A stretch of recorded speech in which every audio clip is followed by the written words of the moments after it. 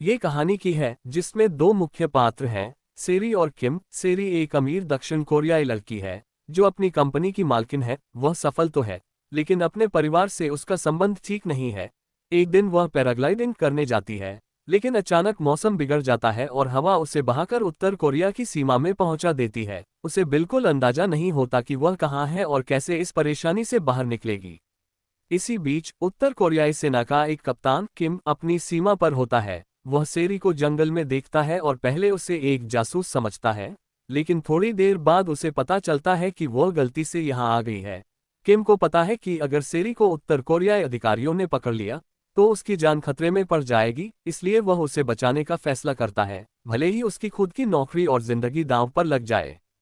किम उसे अपने गांव ले जाता है, जहां उसके कुछ साथी सैनिक भी रहते हैं। वह सेरी को छुपाकर रखने की कोशिश करता है ताकि उसे सुरक्षित दक्षिण कोरिया वापस भेजा जा सके। सेरी शुरू में डरी हुई होती है, लेकिन धीरे धीरे वह किम पर भरोसा करने लगती है। गांव का माहौल और वहां के लोग भी उसे पसंद आने लगते हैं।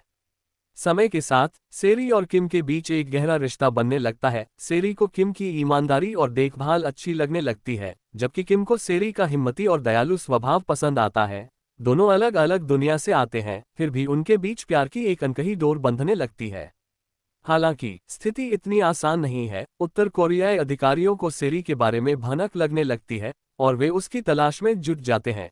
किम अपनी जान की परवाह किए बिना हर बार सेरी की मदद करता है। वह उसे बचाने के लिए कई तरह के उपाय करता है, लेकिन हर बार कोई ना कोई मुश्किल खड़ी हो जाती है।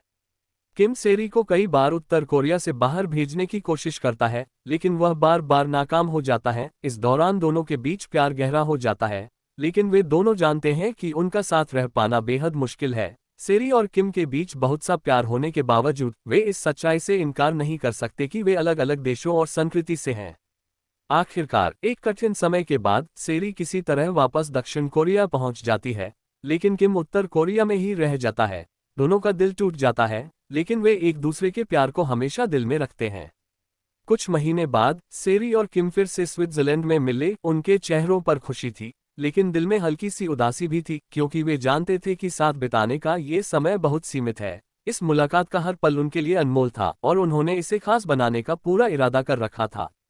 पहले दिन वे खूबसूरत पहाड़ी इलाकों में घूमने निकले। बर्फ से ढके पहाड़ों के बीच सैर कर रहे थे और चलने के साथ वे हंसते हुए पुराने किस्से याद कर रहे थे और उन संघर्षों पर बातें कर रहे थे जो उनके बीच दीवार बनना चाहते थे। एक छोटी सी बेकरी में जाकर उन्होंने गर्म कॉफी और पेस्ट्री का आनंद लिया, मानो वे इन छोटे छोटे पलों को अपने भीतर समेट लेना चाहते हों। अगले दिन उन्होंने एक पहाड़ी गांव की यात्रा की। वहां एक ऊंची चोटी पर जाकर उन्होंने नीचे फैली हरी भरी पहाड़ी इलाकों को निहारा। इस अद्भुत नज़ारे ने उन्हें एक पल के लिए अपनी सारी चिंताओं से दूर कर दिया।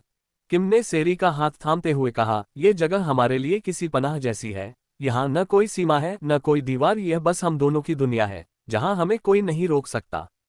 तीसरे दिन उन्होंने झील के किनारे कुछ खास पल बिताए। पानी की हल्की लहरों के बीच बैठकर वे खामोशी से एक दूसरे का साथ महसूस कर रहे थे। इस दौरान दोनों ने एक वादा किया कि वे भविष्य की चिंता किए बिना हर मुलाकात को पूरी तरह जिएंगे, बिना किसी पछतावे के। और एक तस्वीर ली। ये तस्वीर उनकी यादों का हिस्सा बन गई, जो हर मुलाकात का प्रतीक थी। जब विदा लेने का समय आया तो दोनों ने एक दूसरे को इस भरोसे के साथ अलविदा कहा कि यह विदाई सिर्फ कुछ समय की है और जल्द ही वे फिर से मिलेंगे। उनका प्यार समय और सीमाओं से परे था।